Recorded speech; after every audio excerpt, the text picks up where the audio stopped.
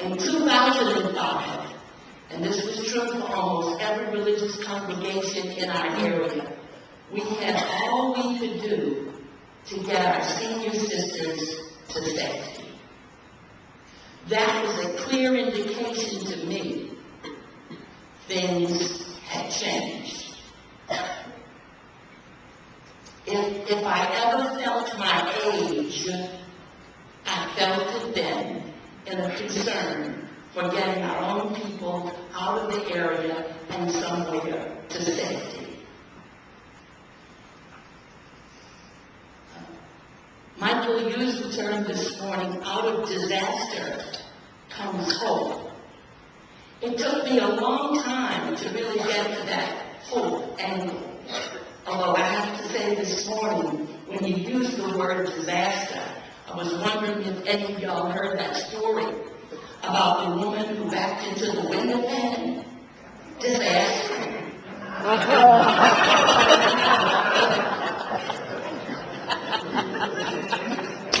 You are pitiful.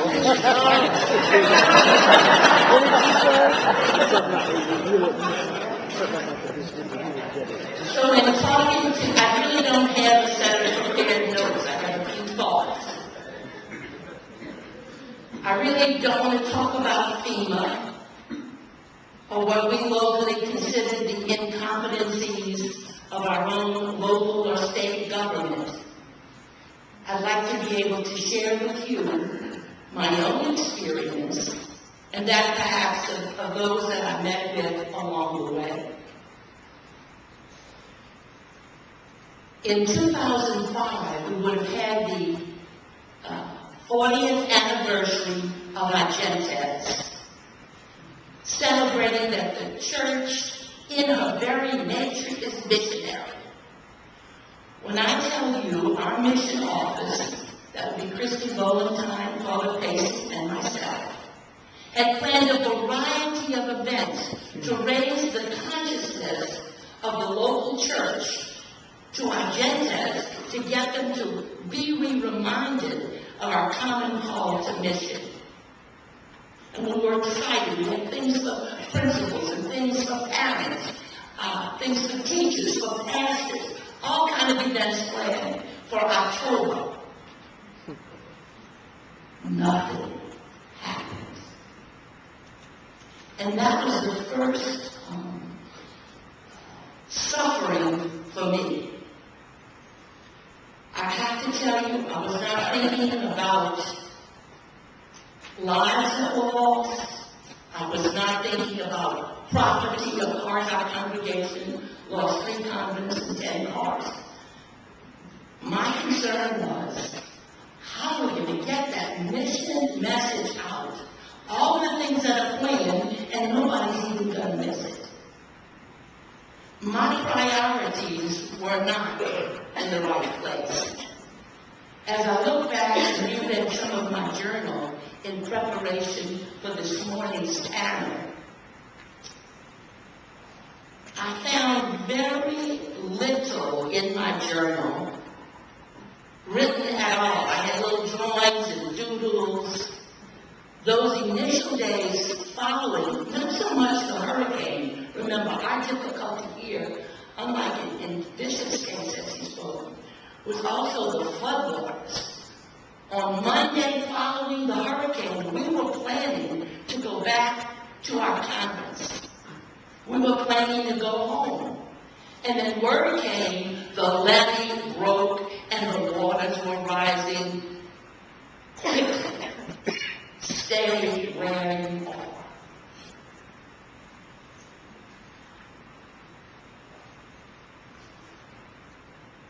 I like to think that as a woman religious, who sometimes struggles to be a religious woman, that I had unsinkable faith. But that's not true. I found myself doubting my own abilities, doubting some of our leadership in the congregation, doubting, and even questioning the God that I always call the God of love. My common saying, I know you all heard of KFC, right? Kentucky Fried Chicken. Or we talk about HCA, Holy Chocolate Association. My personal motto always is AFJ, all for Jesus. But at the time of Katrina, I couldn't get it together. I could not pull it together. Certainly not on my own.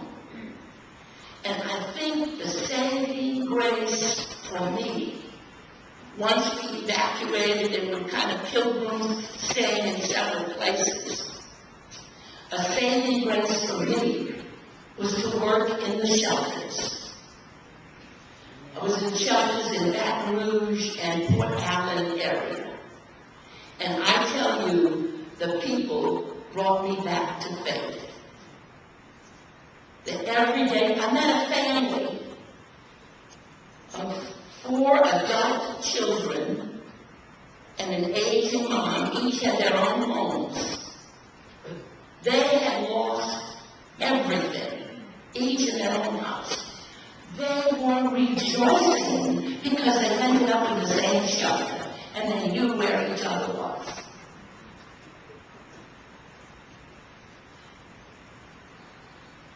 I often talk to our immersion program people from the mission office about the importance of presence in mission. I discovered with Katrina, for me, it probably had been very cheap talk because I wasn't able to accomplish that. I wanted to do something after Katrina, and all I could do was, hear you out, missionaries. All I could do was be present. All I had was myself. The women of ample size in Port Allen were giving me clothes to wear. I had nothing but me and my warbling faith to bring a presence to people who affirm us. In the different shelters, we traveled with Father Casey, and we had liturgies to celebrate. And we celebrated the liturgies on bits of tables, with folded clothes around us and diapers and food and all kind of human smells.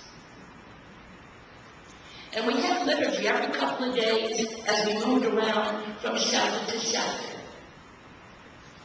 And trying to get some semblance of normalcy in my own life, I had said to Father Casey, I'll play the liturgies. And I carried a little CD player and some music. And every time we had a liturgy, I was going to change the music so we wouldn't have the same song twice.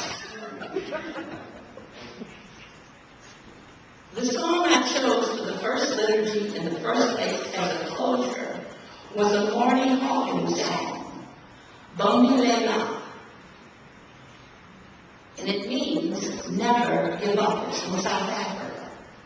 And that's how we ended the liturgy at the first Mass, in the first shelter, the first few days we were doing shelter work.